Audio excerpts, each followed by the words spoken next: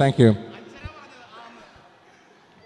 പഴയ വീഞ്ഞ് പുതിയ തോൽക്കുടത്തിൽ എന്ന പോലെ ഒരു പഴയ കാലഘട്ടത്തെ പുതിയ ജീവിത രീതികളിലൂടെ സമന്വയിപ്പിച്ച് നിങ്ങളുടെ ചിന്തകൾക്ക് ഒരു പുതിയ അനുഭവം നൽകുവാൻ, പുതിയ ദൃശ്യാനുഭവം നൽകുവാൻ ഫിറ്റ്സ്ബറോ ക്രൈസ്റ്റ് ദ കിങ് കമ്മ്യൂണിറ്റി നിങ്ങൾക്കായി കാഴ്ചവെക്കുന്ന ഹാസ്യ ഏകാംഗ നാടകം ലാസർ 2014.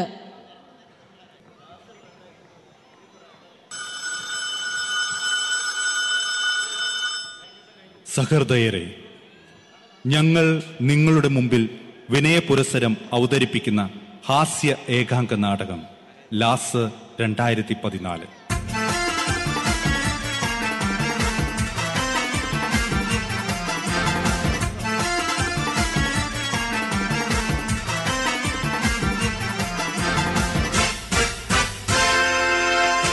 യേശുവിൻ്റെ കാലഘട്ടത്തെ നമ്മുടെ ഈ ജീവിതത്തിലൂടെ കൊണ്ടുപോയാൽ അജ്ഞാനികളും അവിശ്വാസികളുമായ ശിഷ്യരെ പ്രബുദ്ധരാക്കിയ പോലെ അറിവുള്ളവരെന്ന് അഹങ്കരിക്കുന്ന, വിശ്വാസികളെന്ന് വിശ്വസിക്കുന്ന നമ്മളെ ശിഷ്യരാക്കിയാൽ, വിവര സാങ്കേതിക വിദ്യയാൽ സമ്പുഷ്ടമായ ഈ ജീവിതത്തിൻ്റെ ആനന്ദത്തിൽ നിന്നും മാറി സ്വർഗീയ ജീവിതത്തിലൂടെ കടന്നു പോകുവാൻ, നമ്മുടെ ജീവിതത്തെ പുനർവിചിന്തനം ചെയ്യുവാൻ ഞങ്ങൾ നിങ്ങളുടെ മുൻപിൽ അവതരിപ്പിക്കുന്നു ലാസർ 2014.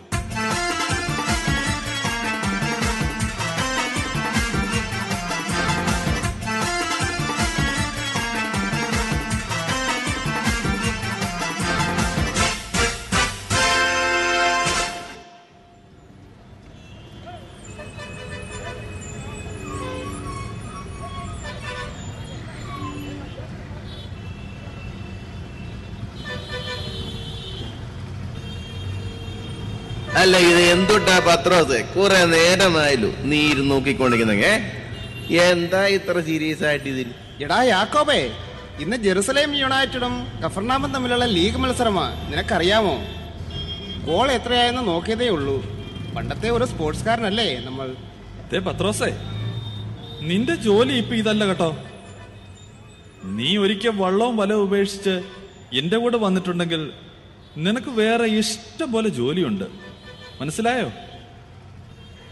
ഞാനും ഒരു കളിക്കാരനായിരുന്നു, നിനക്കറിയാമല്ലോ. 30 വയസ്സ് വരെ ഞാനും ഇഷ്ടം പോലെ ഫുട്ബോൾ കളിച്ചിട്ടുണ്ട്. പക്ഷെ ഇപ്പോ എന്റെ ജോലി അതല്ലെന്ന് എനിക്ക് നന്നായി അറിയാം. നിനക്കറിയാമല്ലോ, ഫരിസേയർ നമ്മളെ കല്ലെറിഞ്ഞ് കൊല്ലാൻ നടക്കുകയാണ്. ഇന്നല്ലെങ്കിൽ നാളെ അവർ എങ്ങനെയെങ്കിലും നമ്മളെ കൊല്ലും. അതിനു മുമ്പ് 10 പേരോട് സുവിശേഷം പറയാൻ മേലേ പത്രോസേ? അതിനു വേണ്ടിയിട്ടല്ലേ നമ്മൾ ഇറങ്ങിയേക്കുന്നതും. പിന്നെ എന്ത് ഫുട്ബോൾ കണ്ടുകൊണ്ടിരിക്കുക? നിനക്ക് കുറച്ച് കൂടുന്നുണ്ട് കേട്ടോ. ഈ ഐഫോണിന്റെ പരിപാടി നിനക്ക് കൂടുന്നുണ്ട്. ഇതൊരു അഡിക്ഷൻ ആണെങ്കിൽ നീ ഇത് മാറ്റിക്കൊള്ളണം. അതേ എനിക്ക് പറയാനുള്ളൂ. സോറി സോറി സോറി, ഞാൻ ഒരു ഇൻട്രസ്റ്റ് കൊണ്ട് ചെയ്തു പോയതാ. ഞാൻ മാറിക്കോളാം, കുഴപ്പമില്ല.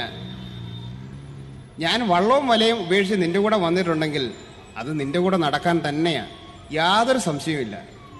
ഞാൻ ചുമ്മാ ഒന്ന് നോക്കിയേ ഉള്ളൂ. ഇതിപ്പോ സമയം 4 ആയല്ലോ. ഭക്ഷണം മേടിക്കാൻ പോയ യോഹന്നാനെ ഒട്ട് കാണുന്നുമില്ല. വിശന്നിട്ട് വയ്യ. ഞാൻ അന്നേരെ പറഞ്ഞതാ അവന്റെ കയ്യിൽ വണ്ടിയും കൊടുത്ത് വിടല്ലേ വിടല്ലേ എന്ന്. അവൻ ലൈസൻസ് എടുത്തതേ ഉള്ളൂ. അവന് ഒരു എക്സ്പീരിയൻസും ഇല്ല. ഫിസ്ബ്രോയിൽ കൂടെ ഫിംഗേഴ്സിൽ കൂടെ ഓടിക്കുന്ന പോലെ അല്ല ഇവിടെ. ബദനി കൂടെ കഫർനാമിൽ കൂടെ ഓടിക്കുന്ന പോലെ അല്ല ഇവിടെ. ഇവിടെ നല്ല തിരക്കാ. വല്ലയിടത്തും പോയി എന്തെങ്കിലും പറ്റിയിട്ടുണ്ടോ എന്നാ എന്റെ സംശയം. എന്റെ തോമസേ, നിനക്ക് എപ്പോഴും ഈ സംശയമേ ഉള്ളൂ. അല്ല, വെറുതെ അല്ല നിന്നെ സംശയം തോമ എന്ന് വിളിക്കുന്നത്. അവർ ഇപ്പൊ ഇങ്ങ് വരും. എന്നാലും എൻ്റെ ഈശോ, നീ കഴിഞ്ഞ ആഴ്ച ചെയ്തത് ഇത്തിരി കടുപ്പമായി പോയി കേട്ടോ. എന്റെ ദൈവമേ, ഞാൻ വിറച്ചു പോയി. എന്തിന്റെ കാര്യം അന്ത്രയോസേ നീ പറയുന്നത്? എനിക്കങ്ങ് മനസ്സിലായില്ല. ആ പാപിയായ സ്ത്രീയെ കല്ലെറിയാൻ കൊണ്ടുവന്നില്ലേ, അത് തന്നെയാ ഞാൻ പറയുന്നത്. എൻ്റെ ഈശോ, ഫരിസേര് ദേ ഇത്രേ ഉണ്ട്. ഇത്രേ മുഴുത്ത കല്ലുമായി എറിയാൻ വേണ്ടി നോക്കി നിൽക്കുക. ആ പെണ്ണാണെങ്കിൽ കുനിഞ്ഞ് സാഷ്ടാംഗം വീണ് മുന്നിൽ കിടക്കുന്നു. നീ ഒരക്ഷരവും മിണ്ടുന്നില്ല. കുനിഞ്ഞിരുന്ന് എഴുതടാ എഴുത്ത്, എഴുതടാ എഴുത്ത്. എന്തായിരുന്നു ഇത്ര എഴുതാനായിരുന്നത് നിലത്ത്? അല്ല, അത്രയും പേര് എറിഞ്ഞായിരുന്നേല് നമ്മള് ബാക്കി ഉണ്ടാവുമോ? അല്ല, നീ എന്തെങ്കിലും ഒരു അക്ഷരം, എന്തെങ്കിലും ഒന്നും മിണ്ടണ്ടേ? അല്ല, ഞാനൊന്ന് ചോദിച്ചോട്ടെ, ആരെങ്കിലും ഒരാൾ എറിഞ്ഞായിരുന്നെങ്കിൽ എന്നാ ചെയ്തേനെ നമ്മൾ? ഒന്ന് പറ. എന്റെ തോമേ, എന്റെ അന്ത്രയോസേ, ഇത് അവര് നമ്മളെ എറിയാനൊന്നും വന്നതല്ല.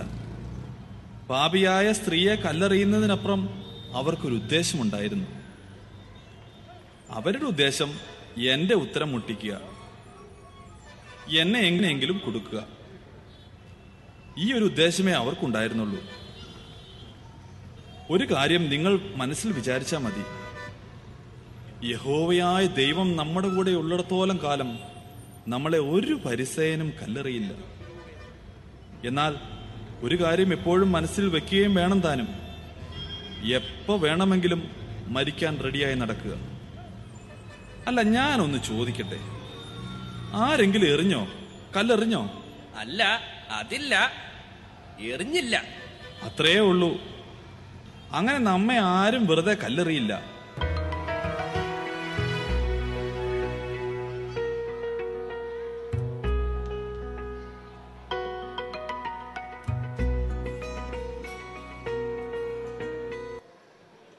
ഹലോ ഹലോ, ഈശോ അല്ലേ? അതെ, ഈശോ ആണ് സംസാരിക്കുന്നത്. ആരാണിത്? ഞാൻ എന്റെ പേര് ദീവാനോസ്. ഞാൻ ബദനിന്ന് വിളിക്കുവാ. നമ്മുടെ ലാസന്റെ പെങ്ങന്മാര് പറഞ്ഞിട്ട് വിളിക്കുവാണേ, മർത്തയും മേരിയും. അതെ, എന്താണ് വിശേഷം? നമ്മുടെ ലാസർ ഇത്തിരി വയ്യാണ്ട് കിടക്കുമല്ലായിരുന്നോ? അതെ, ഞാൻ വന്നിരുന്നു. വിശേഷം അറിഞ്ഞിട്ട് ഞാൻ ലാസറിനെ കാണാൻ വേണ്ടി ബദനിയിൽ വന്നിരുന്നു. കഴിഞ്ഞ ആഴ്ച ഞാൻ അവിടെ ഉണ്ടായിരുന്നല്ലോ. ഈശോ വന്നിട്ട് പോയ ശേഷം പെട്ടെന്ന് അസുഖം കൂടി. ഒരു ദിവസം രാത്രിക്കായിരുന്നു. ഞങ്ങൾ ആംബുലൻസ് ഒക്കെ വിളിച്ച് ആശുപത്രി കൊണ്ടുപോയി. പക്ഷെ ആശുപത്രി ചെല്ലുന്നതിന് മുമ്പ് മരിച്ചു. യഹോവേ, ലാസർ മരിച്ചോ? എന്താ? മരിച്ചിട്ടിപ്പോ 3-4 ദിവസമായി. എന്നിട്ടിപ്പോ എവിടെയാ ഉള്ളത്? മർത്തയ്ക്കും മേരിക്കും ഒരാഗ്രഹം ഉണ്ടായിരുന്നു, ഈശോയും കൂടെ വന്നിട്ട് ശവടക്ക് നടത്താമെന്ന്. അപ്പൊ 3-4 ദിവസം ബോഡി മോർച്ചറിയിൽ ഫ്രീസറിൽ വെച്ചിരുന്നു.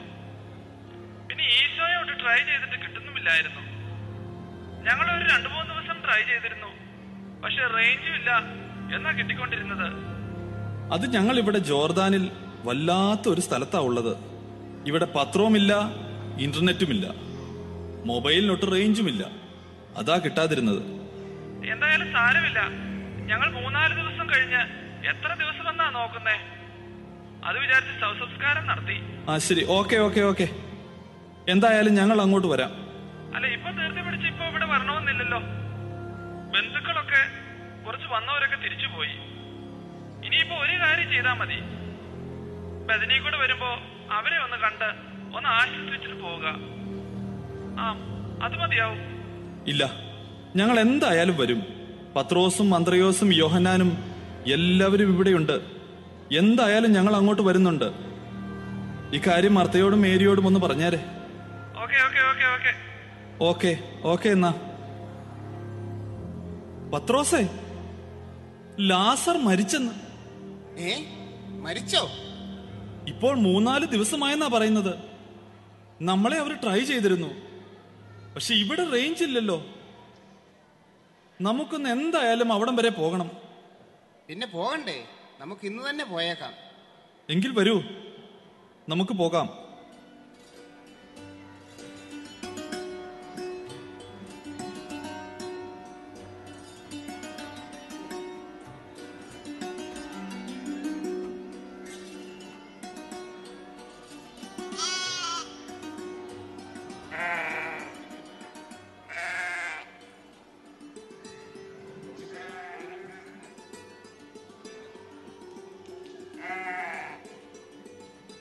ഇതാര്, ഈശോയോ? വാ കേറി വാ. നിങ്ങൾ ജോർദാനിൽ നിന്ന് പുറപ്പെട്ടിട്ടുണ്ടെന്ന് അറിഞ്ഞിരുന്നു. എന്തു പറ്റി ഇത്ര ലേറ്റായി വരാൻ? അത് വഴിയിൽ വണ്ടി ചെക്കിംഗ് ഉണ്ടായിരുന്നു. അവര് തടഞ്ഞു നിർത്തിയിട്ട് എന്ത് ചെയ്താൽ വിടില്ല. ഞാൻ പറഞ്ഞു നോക്കി, ഞാൻ ഈശോയാണ്, ഇന്നയാളാണ് എന്നൊക്കെ. പക്ഷെ ആ SI ആണെങ്കിൽ ഭയങ്കര സ്ട്രിക്റ്റ്. പിന്നെ ഞാൻ ആ ഗലീലയിൽ വെച്ച് 5 അപ്പം 5000 പേർക്ക് കൊടുത്ത ഒരു സംഭവം ഉണ്ടായിരുന്നുണ്ടല്ലോ, അറിഞ്ഞായിരുന്നോ? ആ കൂട്ടത്തിലുള്ള ഒരു പോലീസുകാരൻ ഉണ്ടായിരുന്നു SIയുടെ കൂടെ. അപ്പൊ പുള്ളി എന്നെ തിരിച്ചറിഞ്ഞിട്ട് SIയോട് പറഞ്ഞു, സാറേ ഇത് നമ്മുടെ ഈശോയാണ്, ഇന്നയാളാണ് എന്നൊക്കെ. അങ്ങനെ ഒരു വിധത്തിൽ വണ്ടി കടത്തി വിട്ടു. അതാ ഞങ്ങൾ വരാൻ താമസിച്ചത്. മാർത്തേ, മറിയാം, ദേ ഈശോ വന്നിട്ടുണ്ട് കേട്ടോ. ഇങ്ങ് ഇറങ്ങി വാ, ഇങ്ങ് വന്നേ.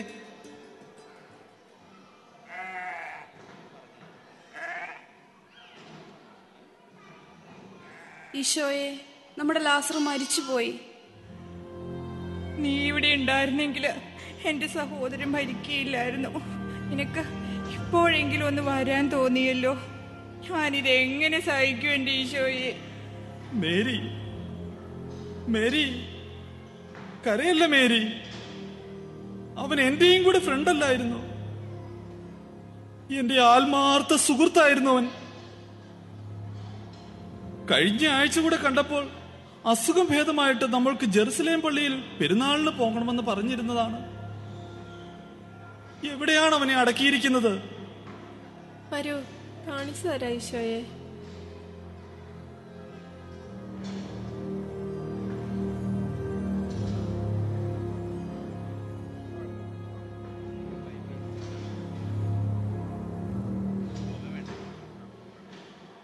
ചേട്ടാ, ചേട്ടാ ഒന്നിങ്ങി വന്നേ. ചേട്ടൻ ഈ കല്ലറയുടെ അടപ്പൊന്ന് മാറ്റിക്കേ. അയ്യോ എന്റെ പൊന്നി ഈശോ, അടക്കിയിട്ടിപ്പോ 4 ദിവസം ആയില്ലേ, അഴുകി കാണില്ലേ, ഇനിയിപ്പോ എങ്ങനെ കാണാനാ? ഓ സാരമില്ല, ഇനി നമുക്ക് തുറക്കണ്ട, ഇത്രയും ദിവസം ആയതല്ലേ. ചേട്ടാ ഞാനല്ലേ പറയുന്നേ, ചേട്ടൻ കല്ലറയുടെ മൂടി ഒന്ന് മാറ്റിക്കേ. ഞാനല്ലേ പറയുന്നത്, ഒന്ന് മാറ്റിക്കേ.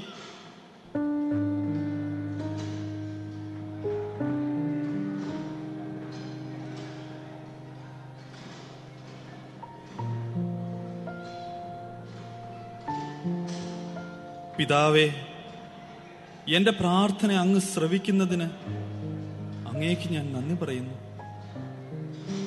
പിതാവേ, ഇനിയും നീ എന്നെ ശ്രവിക്കുമെന്നറിയാം. എങ്കിലും എന്നെ അയച്ചത് അങ്ങാണെന്ന് ഇവിടെ നിൽക്കുന്ന ഈ ജനങ്ങൾ വിശ്വസിക്കേണ്ടതിനാണ് ഞാൻ പറയാൻ പോകുന്നത്. എടാ ലാസറേ, ലാസറേ എഴുന്നേറ്റ് വാടാ. ഈശോയാടാ വിളിക്കുന്നത്, പുറത്തേക്ക് വരാൻ.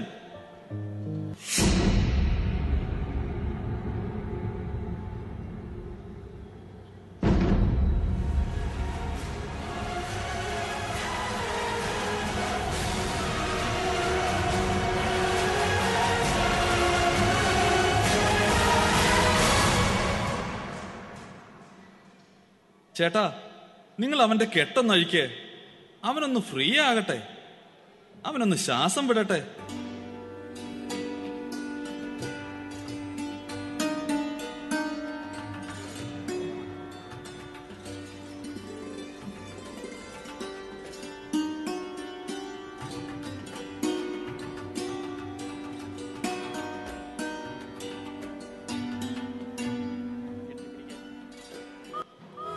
അത്ഭുതങ്ങൾ തീർന്നിട്ടില്ല, അടയാളങ്ങൾ തോർന്നിട്ടില്ല, കാലത്തിൽ ഈ ലോകത്തിൽ.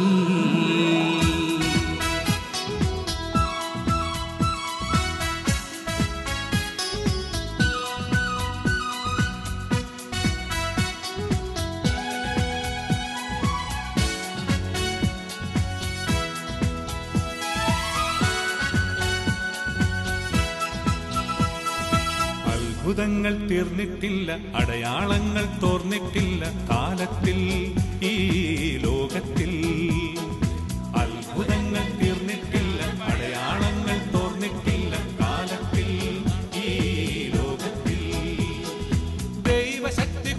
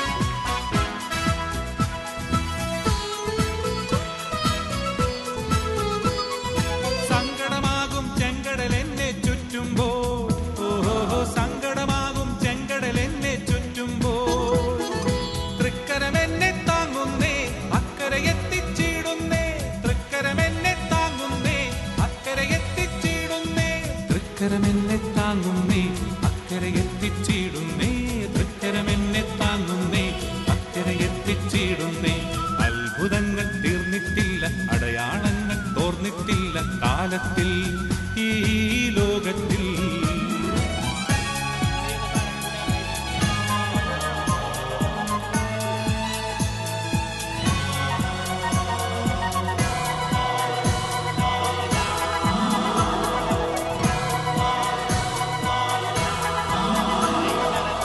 കിടക്കും കണ്ണീർ കുഴിയിൽ ദൈവമിറങ്ങി വരുന്നു നിന്റെ രോഗശയ്യയിലേക്ക് യേശു നടന്നു വരുന്നു നീ കിടക്കും കണ്ണീർ കുഴിയിൽ ദൈവമിറങ്ങി വരുന്നു നിന്റെ രോഗശയ്യയിലേക്ക് യേശു നടന്നു വരുന്നു ഇപ്പോൾ തന്നെ സൗഖ്യം നേടും നീ ഇപ്പോൾ തന്നെ വിടുതൽ പ്രാപിക്കും ഇപ്പോൾ തന്നെ സൗഖ്യം നേടും നീ ഇപ്പോൾ തന്നെ വിടുതൽ പ്രാപിക്കും രോഗക്കിടക്ക മടക്കിയെടുത്തു ശാപക്കിടക്ക ചുരുട്ടിയെടുത്തു ജീവനിലേക്ക് നടന്നു പോകും നീ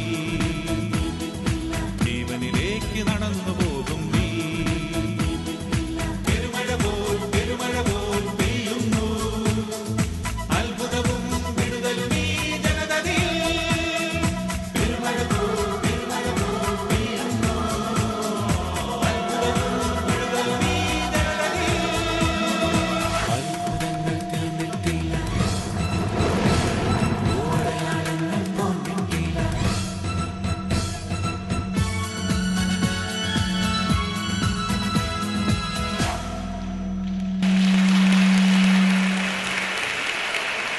Thank you very much.